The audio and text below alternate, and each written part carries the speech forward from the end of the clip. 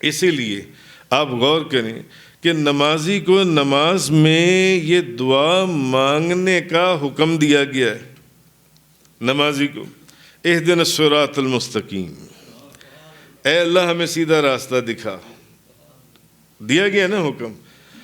ہر مسلمان، ہر ایمان والا دن میں 5 مرتبہ نہیں بلکہ ہر نماز کی ہر رکعت کے اندر یہ دعا مانگتا ہے، یا اللہ ہمیں سیدھا راستہ دکھا۔ مگر آگے یہ نہیں فرمایا گیا کہ راستہ وہ جو ڈائریکٹ تیرے تک پہنچتا ہو، آگے یہ فرمایا گیا ہے کہ وہ راستہ دکھائیں جو ڈائریکٹ تیرے تک پہنچتا ہو، درمیان میں کوئی اللہ کا ولی، کوئی صالح، کوئی مرد درویش نہ ہو۔ ہاں، مگر آگے کیا فرمایا گیا؟ آگے فرمایا گیا صراط الذین انعمت علیہم اہدنا الصراط المستقیم، یا اللہ ہمیں سیدھا راستہ دکھا۔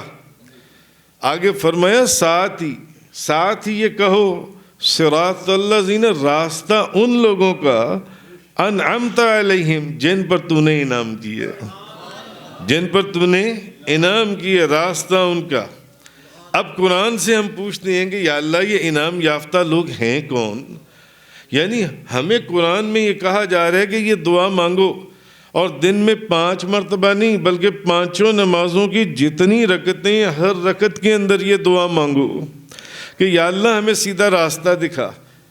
جو لوگ کہتے ہیں نا کہ ڈائریکٹ جو مانگنے اللہ سے مانگو، فرمایا گیا نہیں، راستہ ان کا، یا اللہ ان لوگوں کے راستے کے اوپر ہم چل کر تیرے تک پہنچیں جن پر تو نے انعام کیا، جن پر تو نے انعام کیا۔ اچھا، اب یہ انعام یافتہ لوگ کون ہیں کہ جن کے نقش قدم پر چلنے کی 5 وقت کی نماز کی ہر رکعت میں دعا کی تلقین کی گئی ہے۔ تو قرآن کریم کے اندر سورۃ النساء آیت نمبر 69، الذین انعم اللہ علیہم من النبیین والصدیقین والشہداء والصالحین۔ اچھا، وہ لوگ جن پر اللہ نے انعام کی ہے وہ اصل میں کون ہیں؟ یا تو وہ نبی ہیں یا وہ صدیقین ہیں، اب صدیقین میں بھی اولیاء آتی ہیں، یا وہ شہداء ہیں، شہداء میں بھی اولیاء آتی ہیں، یا پھر وہ صالحین ہیں اور صالحین میں اولیاء اللہ آتے ہیں۔ ہاں، مگر اگر اس کی تھوڑی سی گہرائی میں چلے جائیں تو پھر نبی بھی تو صاحب ولایت ہی ہیں، سارے ولی ہیں۔ اس آیت کے اندر جن چاروں کا ذکر کیا ہے وہ چاروں ہی ولی ہیں، نبی بھی ولی ہیں، صالحین بھی ولی ہیں، شہداء بھی ولی ہیں، شہداء بھی ولی ہیں، اور کیا کہتے ہیں صدیقین بھی ولی ہیں۔ تو اصل یہ چیز فرمائی گئی۔ تو یہ وہ 4 گروہ ہیں کہ اللہ نے ان پر انعام فرمایا ہے۔ یہ نبیوں کا گروہ ہے، یہ صدیقین کا گروہ ہے، یہ شہیدوں کا گروہ ہے، یہ صالحین کی جماعت ہے۔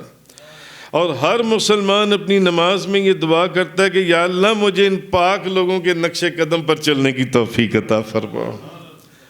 جو مسلمان ہیں اللہ، اور جو ان اولیاء اللہ کو نہیں مانتا، اللہ ان کی بھی زبانوں سے نماز میں کہلواتا ہے، نماز میں کہلاتا ہے۔ مگر چونکہ وہ منافق ہیں، نماز میں مجبور ہیں پڑھنے پر، نماز کے بعد پھر اپنی حالت کے اوپر چل رہے ہیں، پھر اپنی حالت پر۔ تو کچھ لوگ نماز میں تو ولیوں کی غلامی کی دعا مانگتے ہیں۔ نماز کے اندر اگر غور کیا جائے تو نبی بھی ولی، صدیق بھی ولی، شہید بھی ولی، صالحین بھی ولی۔ تو نماز میں تو ولیوں کی غلامی کی دعا مانگتے ہیں، مگر جیسے ہی سلام پھیرتے ہیں پھر انکار کرنا شروع کر دیتے ہیں، پھر انکار شروع کر دیتے ہیں۔ الحمدللہ رب العالمین، ہم نماز میں بھی اللہ تعالیٰ سے جو مانگتے ہیں نماز کے بعد بھی ہم اسی پر قائم رہتے ہیں، ہم اس پر قائم رہتے ہیں۔ اسی لیے اگر آپ دیکھیں تو ہم کبھی آپ کو حضور داتا گنج بخش نظر آئیں گے، کبھی ہم پاک پتن شریف نظر آئیں گے، کبھی ہم سرہند شریف نظر آئیں گے، کبھی مدینہ منورہ میں نظر آئیں گے، کبھی گھانگی شریف نظر آئیں گے، کبھی کرما والا شریف نظر آئیں گے، کبھی شرک پور شریف نظر آئیں گے، کبھی بخارا خواجہ خواجگان خواجہ بہاؤالدین نقش بند، تو کہیں پاک پتن شریف بابا فرید الدین گنج شکر، تو کہیں دلی خواجہ نظام الدین اولیاء، تو کہیں اجمیر میں سلطان الہند خواجہ غریب نواز۔